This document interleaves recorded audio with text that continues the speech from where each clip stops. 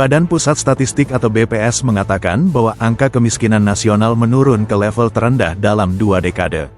Tercatat, kemiskinan Indonesia mencapai 23,85 juta orang per Maret tahun 2025. Namun di balik capaian tersebut, angka kemiskinan di perkotaan ternyata mengalami kenaikan dari 6,66% pada September tahun 2024 menjadi 6,73% pada Maret tahun 2025.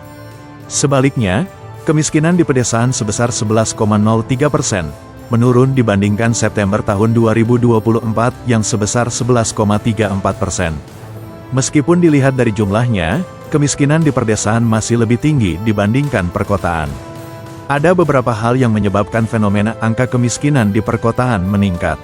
Penyebab kenaikan ini adalah tingkat pengangguran terbuka atau TPT laki-laki di kota yang mengalami kenaikan dari 5,87% menjadi 6,06%. Kita ketahui laki-laki menjadi ujung tombak perekonomian, maka kenaikan TPT di laki-laki akan berpengaruh tingkat kemiskinan di perkotaan. Penyebab lainnya adalah kenaikan harga cabai rawit, minyak goreng dan bawang putih. Pasalnya, penduduk kota identik tergantung dengan harga pasar karena penduduk kota umumnya tidak memproduksi sendiri.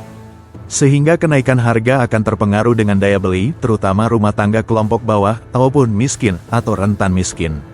Di sisi lain, pasar tenaga kerja tanah air menghadapi guncangan yang sulit pada paruh pertama tahun ini. Gelombang pemutusan hubungan kerja atau PHK terpantau melejit lebih dari 30%, paling tinggi terjadi di Jawa Tengah. Sepanjang Januari hingga Juni tahun 2025, tercatat ada 42.385 pekerja yang mengalami PHK. Angka ini melonjak 32,19% dibanding periode yang sama tahun lalu yang sebanyak 32.064 orang. Tercatat Jawa Tengah menjadi provinsi dengan PHK tertinggi sepanjang semester pertama mencapai 10.995 orang. Diikuti dengan Jawa Barat, 9.494 orang, Banten 4.267 orang, dan DKI Jakarta 2.821 orang. Perlu diketahui bahwa data pengangguran di atas adalah data berdasarkan BPS dan BPJS Ketenagakerjaan, artinya itu adalah data PHK untuk pekerja di sektor formal, tidak termasuk data PHK dari sektor informal. Silahkan bayangkan sendiri, akan betapa besarnya data PHK jika digabungkan dengan daya PHK dari sektor informal. Kementerian Ketenagakerjaan pun memiliki wacana untuk membentuk Satgas PHK. Rencana pembentukan Satgas tersebut bisa menjadi bagian dari solusi, namun bukan satu-satunya. Perlu dilakukan berbagai langkah lain untuk meningkatkan produktivitas yang dapat memiliki efek rambatan kepada pertumbuhan dan peningkatan daya saing.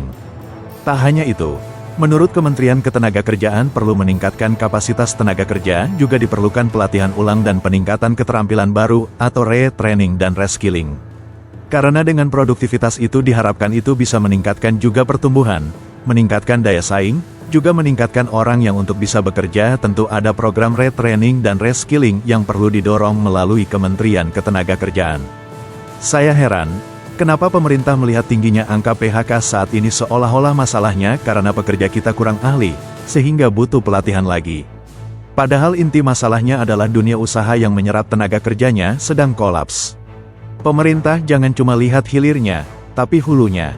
Percuma juga punya banyak pekerja dengan keahlian tinggi, tapi nggak ada perusahaan yang bisa nerima kerja.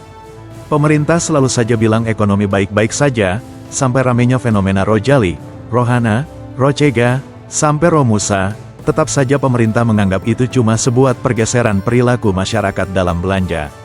Padahal masyarakat sekarang hiburannya yaitu, lihat-lihat sambil ngadem di mall, karena cari uang susah, yang ada dihemat abis. Share video ini dan berikan komentar kamu. Terima kasih sudah menonton video ini. Semoga mencerahkan.